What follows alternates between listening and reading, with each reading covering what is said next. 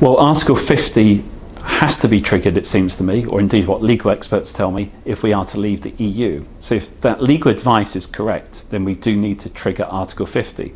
But of course, Article 50 needs to be triggered at a timing when we know exactly what we want. Now, I've also thought of this in another way, working backwards from the next election. 2020 general election in the UK, we don't really want that to be fought again on the EU issue. And really, I would say that if we were to think that the year before that election we want this issue addressed, that would mean that by May or spring 2019, Article 50 needs to have concluded in terms of negotiations, and that's a 2-year process, which would mean by spring or May of next year, 2017, at the very latest, we would need to have triggered Article 50. So certainly I think the Prime Minister is right that we need to actually, or as it has been implied, that the Prime Minister is thinking that we need to decide what we really want before we trigger Article 50. So I would argue Article 50 does need to be triggered sometime in the first half of next year, spring to May time. Look, the economic outlook always carries uncertainty, but I would argue that there is a shift in the balance of global power. If one looks at the region of the world that's really innovating, it's the Indo-Pacific region, America into China into India. You're looking at a region of the world that the Western European economies really need to start to be competing with more aggressively in the future. Western Europe, as Chancellor Merkel pointed out a few years ago, has the 50-25-7 problem. 50% of global benefit spending, not good.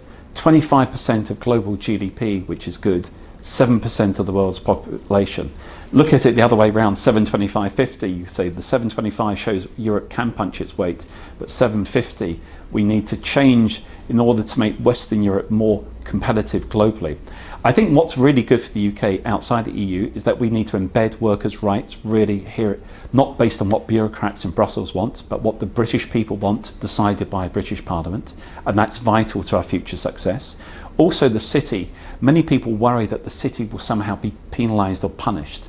The city needs to compete globally. The financial services sector, we need to compete with the likes of the US in terms of New York, Singapore, Hong Kong. 2 years ago, the competency report from Whitehall showed the declining ability of the UK to influence the regulatory agenda in the area of our key industry, financial services. We will be better protected outside, despite near-term worries about passporting. Equivalence becomes the more dominant and positive issue. But the point is, when you look at certain key areas of the economy, there is near-term uncertainty. I called it a Nike swoosh, in the sense that a couple of years ago I did a detailed report for the then Mayor of London. I argued that leaving would be an economic shock.